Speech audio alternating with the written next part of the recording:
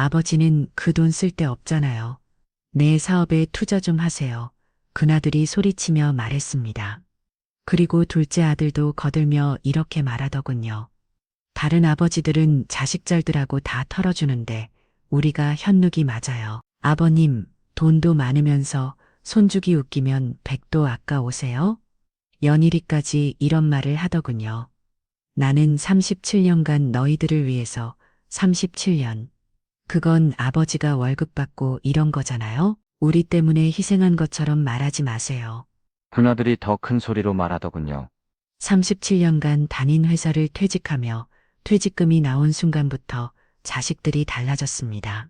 자업자금, 집 구입비, 학원비, 끊없는 요구에 제가 신중하게 생각해 보겠다고 했더니 이런 반응이 나온 거예요. 그래서 저는 결심했습니다. 자식과 연락을 끊고 아내와 함께 떠나기로요. 2년 후 자식들에게 서운 전화 한 통이 모든 걸 바꿔놓았습니다. 과연 어떤 일이 벌어진 걸까요? 제 결정이 잘 한 결정일까요? 영상 시작하기 전에 오른쪽 아래 공짜인 구독과 좋아요 눌러주세요. 누르셨다면 영상 시작하겠습니다. 안녕하세요. 저는 이른을 바라보는 최영범입니다. 37년이라는 긴 세월을 한 회사에서 보냈습니다. 20살 중반 입사해서 정년 퇴직할 때까지 정말 한 우물만 봤다고 할 수 있겠네요. 처음 회사에 들어갔을 때를 지금도 생생히 기억합니다. 새까만 양복에 반들반들한 구부를 신고 가슴 한편으로 희망으로 부풀어 있었고 다른 한편으로는 막막함도 있었습니다. 그때만 해도 제가 이 회사에서 임원까지 오를 줄은 꿈에도 몰랐거든요. 37년 참 긴 세월이었습니다. 그동안 얼마나 많은 일들이 있었는지 모릅니다. 신입사원 시절엔 선배들 눈치 보며 야근하고 과장이 되고 나서는 부하 직원들 챙긴 해라. 정신없었고 부장이 되어서는 위아래 눈치 보내다 속이 타들어갔습니다. 임원이 되거나 서야 조금 숨통이 되어 있는 듯 했지만 그때는 또 그때대로 책임감의 무게가 어깨를 짓눌렀습니다. 하지만 그 모든 고생이 헛되지 않았습니다. 회사에서 인정받는 사람이 되었거든요. 동료들도 저를 믿어주었고 후배들도 저를 따라주었습니다. 퇴직할 때 회사에서 해준 송별회를 생각하면 지금도 가슴이 뭉클합니다. 그렇게 오랜 시간 한 곳에서 성실하게 일한 보람을 느꼈습니다.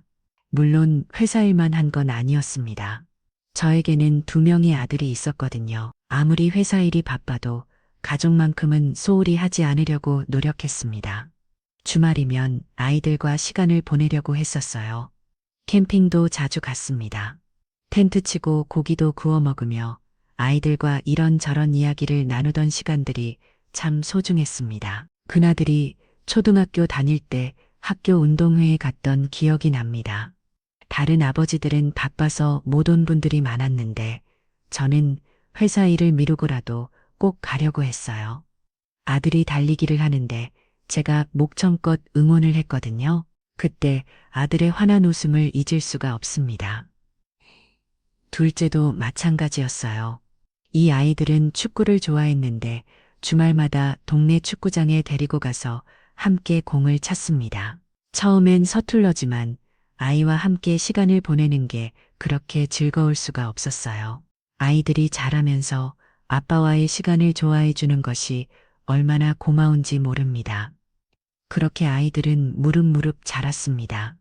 공부도 잘했고 대학도 진학했어요. 군대도 무사히 다녀오고 취업도 잘 되었습니다.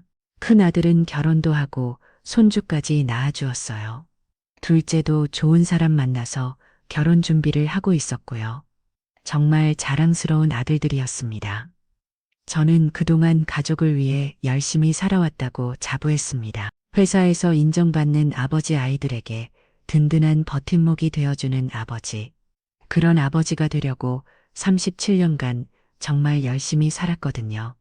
그러다 5년 전 드디어 퇴직을 하게 되었습니다. 정년이 되어서 자연스럽게 회사를 떠나게 된 거죠. 퇴직금도 제법 괜찮게 나왔습니다. 37년간 성실이란 대가라고 생각하니 뿌듯했어요. 퇴직하면서 제가 가장 하고 싶었던 것은 아내와 함께 조용히 지내는 것이었습니다. 그동안 회사 일에 치여서 아내에게 많이 미안했거든요. 이제는 둘이서 여행도 다니고 소소한 일상을 함께 보내고 싶었어요. 시골 어딘가에 작은 집 하나 마련해서 텃밭도 갖고 고 평화롭게 노후를 보내는 것이 제 꿈이었습니다. 하지만 인생이 제가 생각한 대로만 흘러가지는 않더군요. 회직하고 나서부터 모든 것이 달라지기 시작했습니다. 회직하고서 한 달쯤 지났을 때였습니다. 그나들이 집에 찾아왔어요. 오랜만에 아버지 얼굴 보러 왔다고 하더군요. 반가운 마음에 아내는 좋아하는 음식도 해주고 저도 퇴직 후 근황을 이야기해 주었습니다. 그런데 식사가 끝나고 나서 아들이 조심스럽게 꺼낸 이야기가 있었어요. 작업을 해보고 싶다는 거였습니다. 직장 생활만 하다 보니 한계를 느낀다면서 친구와 함께 작은 사업을 시작해 보고 싶다고 하더군요. 처음엔 아들이 도전 정신이 있구나 하고 대견스럽게 생각했어요. 그런데 이야기를 들어보니 사업 자금이 부족해서 도움이 필요하다는 것이었습니다. 자막이나 되는 제법 큰 돈이었어요. 하지만 아들이 하는 일이라면 도와주고 싶은 게 부모 마음 아니겠습니까? 그렇다고 선택답을 할 수는 없었어요. 퇴직금이라는 게 다시 벌 수 있는 돈이 아니거든요. 신중하게 생각해 보겠다고 했습니다. 그런데 그 후로 큰 아들이 자주 집에 오기 시작했어요.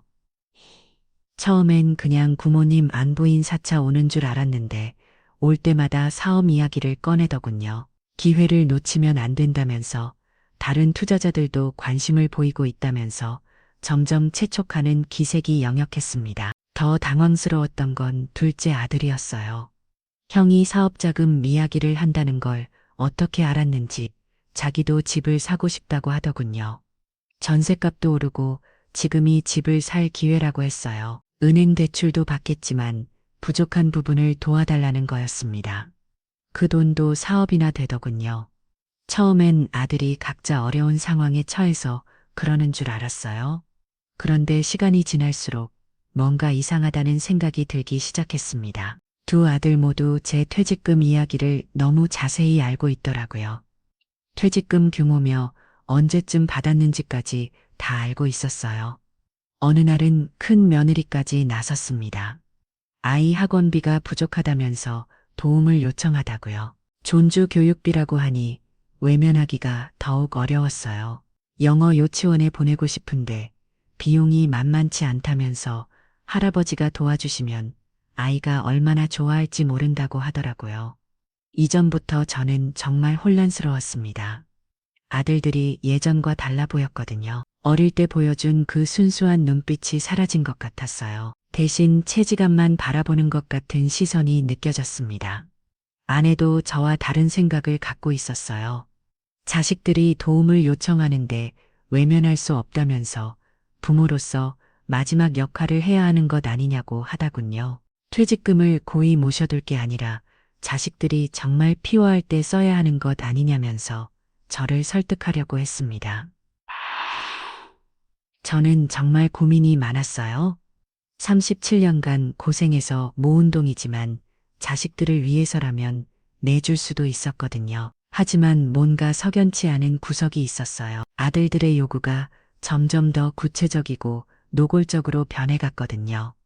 큰 아들은 사업계획서까지 가져와서 보여주면서 1년 안에 두 자금을 회수할 수 있다고 장담했어요. 둘째는 집값이 계속 오를 텐데 지금 사지 않으면 평생 후회할 거라고 했고요. 연일이는 손주 교육이 할아버지의 마지막 책임이라는 식으로 말하더라고요.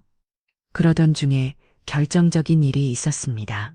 어느 날 저녁 온 가족이 모인 자리에서 제가 선택돈을 내주지 않는다고 하니까 큰 아들이 화를 내기 시작하다고요. 아버지가 자기를 믿지 못한다면서 그동안 효도한 것도 인정해주지 않느냐면서 목소리를 높였어요. 둘째도 거들면서 다른 집 부모들은 다 자식들 도와주는데 우리 아버지만 인색하다고 하더라고요. 심지어 제가 부모 역할을 제대로 하지 않는다는 소리까지 했습니다. 그 순간 정말 가슴이 무너지는 것 같았어요. 연일이는 친정부모는 어려운 삶의 노따리리에 최선을 다해주는데 시댁은 여유도 있으면서 손주 하나 제대로 챙겨주지 않는다고 비교하다고요. 아내마저 제 편을 들어주지 않았어요. 오히려 자식들 말이 맞다면서 제가 너무 고집스럽다고 했습니다. 그날 밤 저는 잠을 이룰 수 없었어요.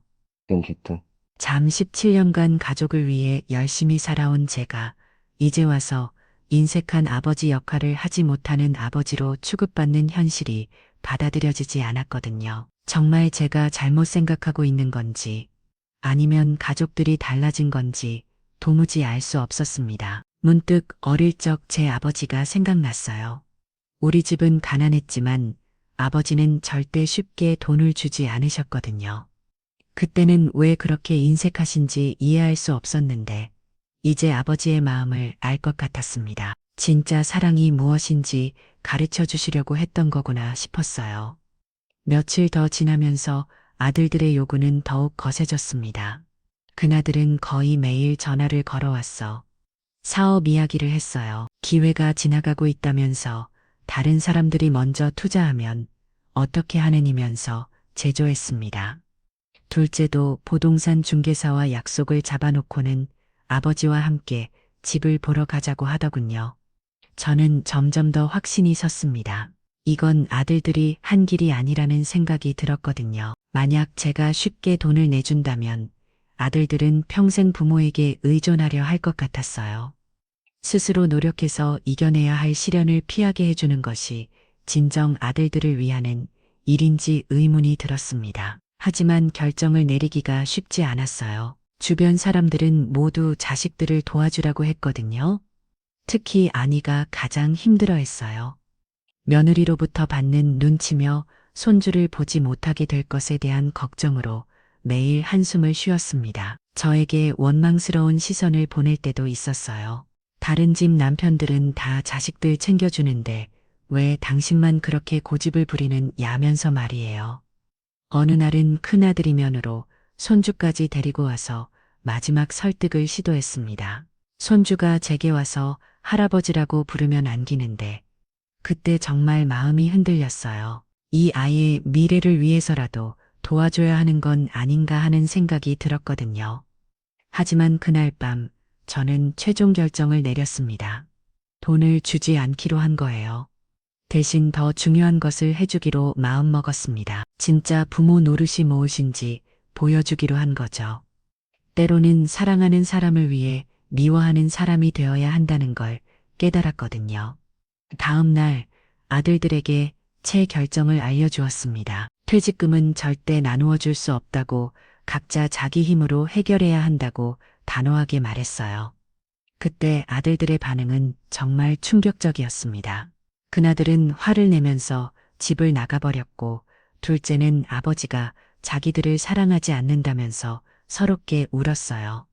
연일이는 더 심했습니다. 손주 교육을 포기하라는 뜻이냐면서 할아버지가 그렇게 매정할 수 있느냐면서 따져 물었어요. 그리고는 당분간 손주를 보여주지 않겠다면서 아이 손을 잡고 나가버렸습니다. 그 순간 정말 가슴이 찢어지는 것 같았어요. 아내도 제게 등을 돌렸습니다. 며칠 동안 말도 걸지 않았고 저 혼자 밥을 차려 먹어야 했어요. 밤에는 한숨 소리가 끊이지 않았고 낮에는 친구들에게 전화해서 남편 불평을 하는 소리가 들렸습니다. 그런 상황이 한 달 넘게 계속되었어요. 손주 보는 재미로 살던 아내는 점점 말이 없어졌고 집안 분위기는 말할 수 없이 무거웠어요. 그리다 저는 중대한 결심을 했습니다. 아내와 함께 이곳을 떠나기로 한 거예요. 저우리 집을 팔고 시과로 내려가서 둘이서만 조용히 살기로 했습니다. 아들들에게는 비밀로 하고 말이에요. 아내를 설득하는 것이 가장 어려웠어요. 처음엔 완강히 반대했거든요. 손주들은 어떻게 하느냐면서 자식들과 연락도 끊고 살 수는 없다면서 말이에요. 하지만 저는 포기하지 않고 계속 설득했습니다.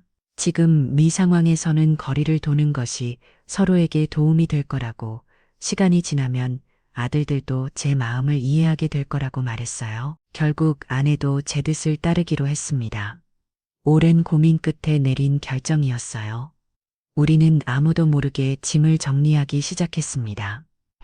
저우리 집을 정리하고 식과로 내려온 것은 가을이 깊어가는 시기였습니다. 아들들에게는 아무 말도 하지 않고 떠났어요. 완전히 새로운 시작을 하고 싶었거든요. 선택한 곳은 충청도의 작은 시골 마을이었어요. 인구가 100명도 안 되는 조그만 마을이었는데 산과 들로 둘러싸여 있어서 정말 조용했습니다. 작은 집 하나 얻어서 아내와 둘이 살기 시작했어요.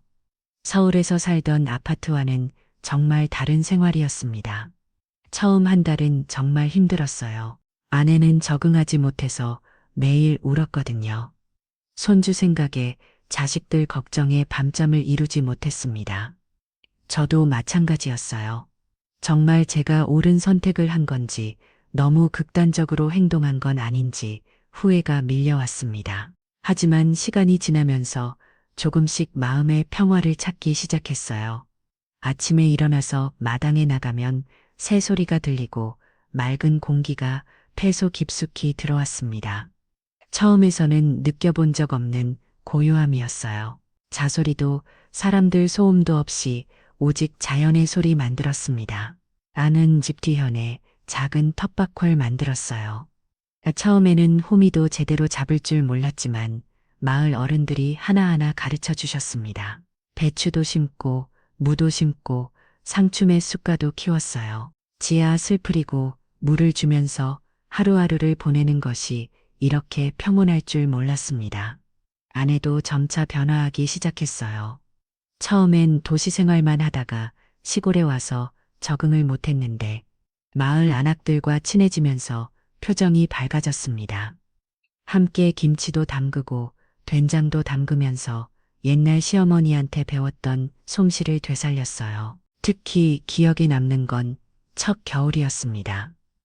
눈 내린 마을 풍경이 정말 아름다웠어요. 하얀 눈에 덮인 산과들을 바라보면서 아내와 함께 차를 마시던 시간들이 소중했습니다. 서울에서는 눈이 와도 그냥 불편한 것이었는데 여기서는 눈 내리는 소리조차 평화로웠어요. 마을 사람들도 참 좋았습니다. 처음엔 도시에서 온 사람들이라고 경계하시던 분들도 시간이 지나면서 가족처럼 대해주셨어요. 농사일도 도와주시고 집수리 할 것 있으면 달려와서 도와주셨습니다. 이런 인정이 도시에서는 느낄 수 없는 것이었거든요. 봄이 되면서 작은 새싹들이 돋아나는 걸 보면서 생명의 신비로움을 느꼈습니다. 아내와 함께 아침마다 텃밭을 돌보는 일이 하루 중 가장 즐거운 시간이 되었어요. 직접 기른 채소로 만드는 식은 정말 꿀맛이었습니다. 그렇게 1년이 지나면서 저희 부부는 완전히 다른 사람이 되었어요. 아내는 얼굴에 생기가 돌았고 저도 몸과 마음이 한결 가벼워졌습니다. 서울에서 느꼈던 스트레스며 복잡한 감정들이 자연 속에서 서서히 지우되었거든요. 물론 자식들 생각이 안 나는 건 아니었어요. 특히 밤에 혼자 있을 때면 큰 아들, 둘째 아들, 그리고 손주들이 어떻게 지내고 있는지 궁금했습니다. 작업은 잘 되고 있는지, 집은 구했는지, 손주는 건강한지 걱정이 되었어요. 하지만 그럴 때마다 제 선택이 옳았다는 확신을 다시 다쳤습니다. 만약 제가 쉽게 돈을 주었다면 아들들은 계속 부모에게 의존하려 했을 거예요. 스스로 해결할 수 있는 능력을 기회를 놓쳤을 것이고 진정한 성장을 하지 못했을 거라고 생각했습니다. 아내도 이제는 제 생각에 동의했어요. 처음엔 반대했지만 시골에서 살면서 진정한 부부의 시간을 보내다 보니 이해하게 된 거죠. 자식들과 떨어져 있어도 사랑은 변하지 않는다는 건 오히려 거리를 두는 것이 서로에게 도움이 될 수 있다는 것을 깨달았습니다. 두 번째 겨울을 맞으면서 저희는 완전히 시골에서 적응했어요. 마을 경로당에서 다른 어르신들과 화투도 치고 마을 행사에도 적극적으로 참여했습니다. 도시에서는 이웃이 누군지도 몰랐는데 여기서는 온 마을이 가족 같았어요. 특히 아내가 마을 부녀회 활동을 하면서 생기를 되찾았어요. 마을 축제 때 음식 준비도 하고 어려운 이유 도와주는 일에도 앞장섰습니다. 절에서 며느리 눈치 보며 오래 하던 모습과는 완전히 달랐어요. 그렇게 평화로운 시간이 흘러갔어요. 아들들과의 갈등으로 시작된 시골애였지만 이제는 오히려 감사한 마음이 들었습니다. 만약 그런 일이 없었다면 이런 평온한 노후를 보낼 수 있었을까 싶었거든요. 시골에서 보는 인연은 제 인생에서 가장 행복한 시간이었습니다. 아내와 진정한 대화를 나누고 자연과 더불어 살면서 마음의 평화를 찾을 수 있었거든요. 그런데 그때 예상치 못한 연락이 왔습니다. 평소와 다름없이 텃밭일을 하고 있는데 그나들에게서 전화가 왔어요. 어떻게 알았는지 저희 연락처를 알아낸 거였습니다. 2년 만에 듣는 아들의 목소리였는데 예전과는 완전히 달랐어요. 차분하고 진중한 목소리로 꼭 만나서 이야기하고 싶다고 하더군요. 처음엔 또 무슨 일로 오는 건지 경계가 되었어요. 혹시 더 큰 문제가 생겨서 도움을 요청하는 건 아닌지 걱정이 되었거든요. 하지만 아들의 목소리에서 예전과 다른 무언가를 느꼈습니다. 간절함이 아니라 진심이 담겨 있는 것 같았어요. 며칠 후 두 아들이 모두 시골을 집에 찾아왔습니다. 둘째는 아내와 함께 왔고 그나들도 며느리와 손주를 데리고 왔어요. 2년 만에 보는 손주는 많이 잘 아 있었습니다. 아들들의 첫 마디는 사과였어요. 그동안 정말 출송했다면서 자신들이 얼마나 철없었는지 깨달았다고 하더군요. 특히 그나들이 눈물을 글썽이면서 말하는 모습을 보니 정말 많은 일을 겪었구나 하는 생각이 들었어요. 그나들은 사업을 하지 않기로 했다고 했습니다. 처음엔 아버지도 없이는 할 수 없다고 생각했는데 스스로 해보려고 노력하다 보니 자신의 능력 부족을 깨달았다는 거였어요. 무리하게 사업을 시작했다가 더 큰 손실을 볼 뻔했다면서 아버지의 판단이 옳았다고 인정했습니다. 둘째도 마찬가지였어요. 집을 사려고 무리한 대출을 알아보다가 자신의 경제 능력으로는 감당하기 어렵다는 걸 깨달았다고 하더군요. 대신 좀 더 저렴한 곳으로 이사를 가서 차근차근 돈을 모으고 있다고 했습니다. 조급해하지 않고 천천히 준비하겠다면서 말이에요. 연일이도 달라져 있었어요. 손주 교육비 때문에 그렇게 조르던 모습과는 전혀 다른 사람 같았습니다. 아이를 영어 유치원에 보내지 않고 동네 유치원에 보냈는데 오히려 아이가 더 밝아졌다고 하더군요. 무리해서 비싼 교육을 시키는 것보다 아이와 함께 보내는 시간이 더 중요하다는 걸 깨달았다고 했습니다. 그날 저녁 온 가족이 모여서 식사를 했어요. 아내가 정성껏 준비한 시콜밥상이었는데 직접 기른 채소로 만든 반찬들이 그렇게 맛있을 수가 없었습니다. 아들들도 도시에서 먹던 음식과는 다른 맛이라면서 연신 칭찬했어요. 식사를 하면서 아들들이 그동안의 일들을 자세히 이야기해 주었습니다.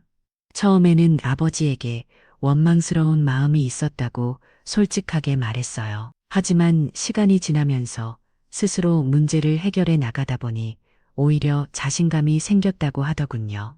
큰아들은 직장에서 승진도 했고 둘째는 새로운 부업을 시작해서 수입이 늘었다고 했습니다. 연희도 파트타임 일을 시작해서 가게의 포템이 되고 있다고 했어요. 모두 자기 힘으로 해낸 일들이었습니다. 그땐 큰아들이 정말 놀라운 말을 했어요.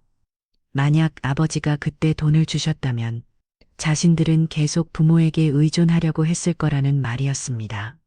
어려운 상황이 닥칠 때마다 부모님께 손을 벌리는 자식이 되었을 거라고 하더군요. 둘째도 거들면서 지금 이렇게 자립할 수 있게 된 것이 모두 아버지 덕분이라고 했습니다. 처음엔 야박하다고 생각했는데 지금 생각해보니 그것이 진짜 사랑이었다는 걸 깨달았다고 말이에요. 연일이는 더 깊이 있는 이야기를 했습니다. 친정 부모님이 계속 도와주시는 바람에 남편이 의존적이 되었다면서 우리 씨 아버지처럼 단호하게 거절해 주신 것이 오해력 고맙다고 하더라고요. 덕분에 남편이 더 성숙해졌다면서 말이에요. 그날 밤 손주와 함께 잠자리에 들었는데 아이가 할아버지라고 부르며 안기더군요. 2년 전 마지막으로 본 것보다 훨씬 크고 말도 잘하는 모습을 보내고 있는 것보다 더 좋더라고요.